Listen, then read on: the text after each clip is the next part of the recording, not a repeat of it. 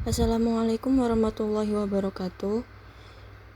Di sini saya perwakilan kelompok 5 akan menjelaskan bab tentang hukum perdata. Kelompok 5 yang beranggotakan saya Alfia Kamila Maharani, Muhammad Naufal Mutakin, dan Risna Hanum.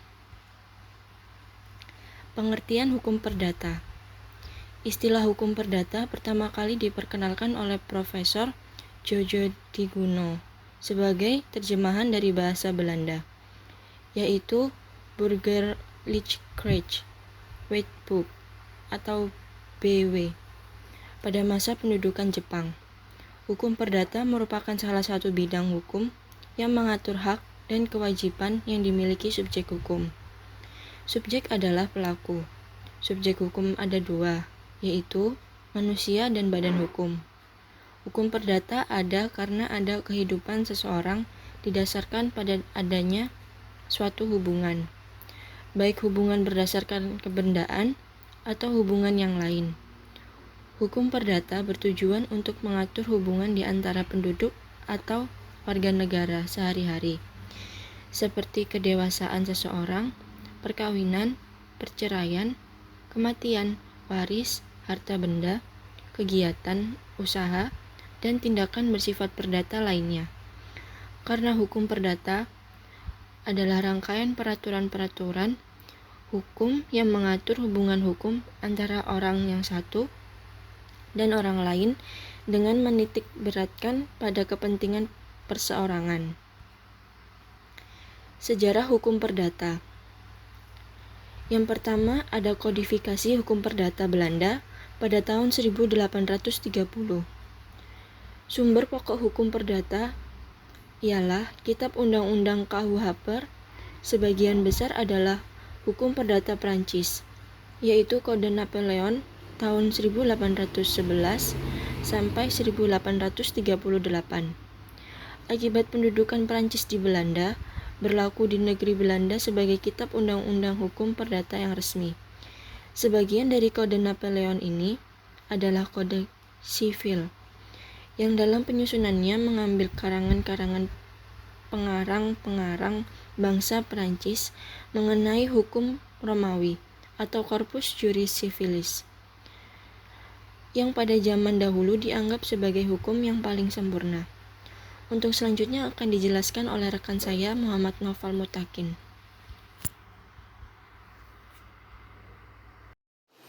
Baiklah, saya di sini akan melanjutkan presentasi kelompok kami. Berikutnya sejarah hukum perdata pada saat kodifikasi hukum perdata di Indonesia tahun 1848. KUHP yang terlaksana pada 1 Mei 1848 itu adalah hasil panitia kodifikasi yang diketahui oleh Mr. C.G. Scholten van Oud Haarlem. Maksud dari kodifikasi pada waktu itu untuk mengadakan persesuaian antara hukum dan keadaan di Indonesia dengan hukum dan keadaan negeri Belanda. Di negeri Belanda, aliran kodifikasi adalah daripada aliran kodifikasi yang di Eropa berlangsung secara umum pada akhir abad ke-18. Sumber hukum perdata. Terdapat dua jenis sumber hukum perdata. Yang pertama adalah sumber hukum material, adalah tempat dari mana materi hukum itu diambil. Misal, hubungan sosial, kekuatan politik, hasil penelitian ilmiah, perkembangan internasional, dan keadaan geografis. Berikutnya, sumber hukum formal. Sumber hukum formal merupakan tempat memperoleh kekuatan hukum. Ini berkaitan dengan bentuk atau cara yang menyebabkan peraturan hukum formal itu berlaku.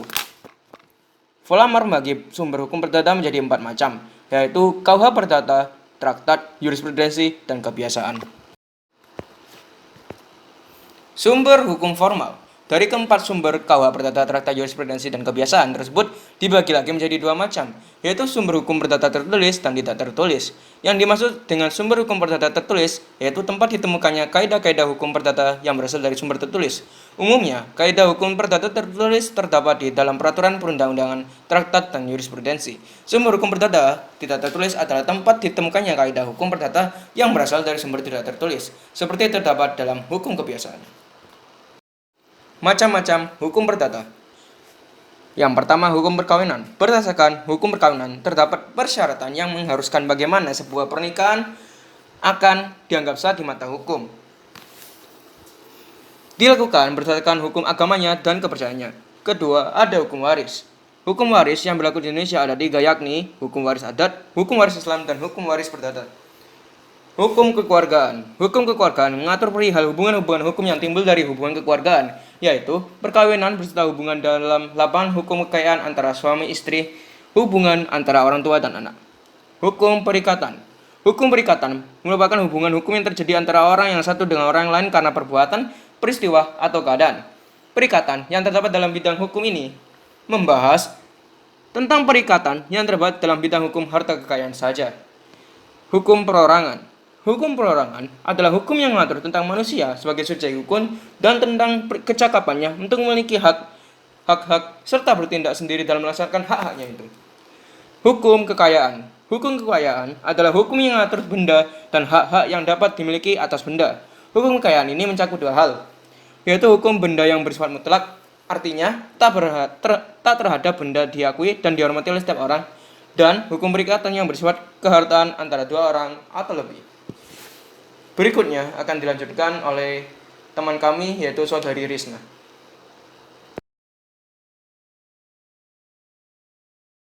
Isi KUH Perdata.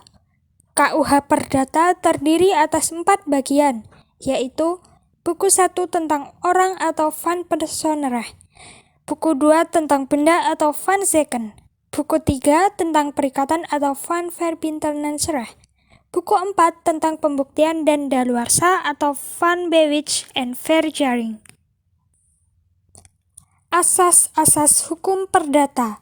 Dalam buku 3 Kitab Undang-Undang Hukum Perdata atau KUH Perdata, dikenal 5 macam asas hukum, yaitu asas kebebasan berkontrak, asas kepastian hukum atau pacta sunt servanda, asas konsensualisme, asas iktikad baik, dan asas kepribadian. Sistematika hukum perdata.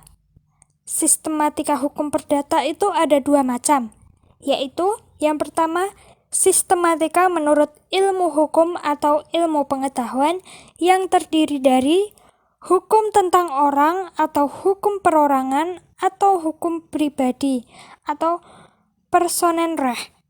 Yang kedua, hukum tentang keluarga atau hukum keluarga atau familiarecht. Yang ketiga, hukum tentang harta kekayaan atau hukum harta kekayaan atau hukum harta benda atau vermogenrecht. Yang keempat, ada hukum waris atau erfrecht. Yang kedua, sistematika hukum perdata menurut Kitab Undang-Undang Hukum Perdata. Buku 1 tentang orang atau van personen. Yang kedua, buku 2 tentang benda atau van zeken. Yang ketiga, buku 3 tentang perikatan atau van verbintenensen. Yang keempat, buku 4 tentang pembuktian dan daluarsa atau van bewich and verjaring. Hukum perdata yang berlaku di Indonesia. Hukum yang terangkum dalam Kitab Undang-Undang Hukum Perdata atau KUH Perdata atau Burgerlijk Wetboek atau BW yang berlaku di Indonesia saat ini merupakan produk pemerintah Hindia Belanda yang diberlakukan berdasarkan asas konkordansi, artinya yaitu hukum yang berlaku di negeri jajahan atau Hindia Belanda sama dengan ketentuan hukum yang berlaku di negeri Belanda. Kodifikasi hukum perdata Belanda mulai berlaku di Indonesia dengan STB 1848 yang hanya diberlakukan untuk orang-orang Eropa dan dipersamakan dengan mereka. Di samping itu, yang menjadi dasar hukum berlakunya KUH Perdata di Indonesia adalah Pasal 2, yaitu Aturan Peralihan Undang-Undang Dasar 1945 yang berbunyi, segala badan negara dan peraturan yang ada masih langsung berlaku selama belum diadakan yang baru menurut undang-undang ini.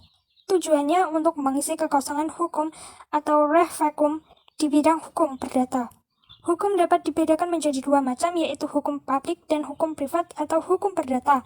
Hukum publik merupakan ketentuan-ketentuan hukum yang mengatur kepentingan umum atau public reh, sedangkan hukum perdata mengatur kepentingan yang bersifat keperdataan atau private reh. Sekian presentasi dari kelompok kami. Apabila ada kurang dan lebihnya mohon maaf. Wassalamualaikum warahmatullahi wabarakatuh.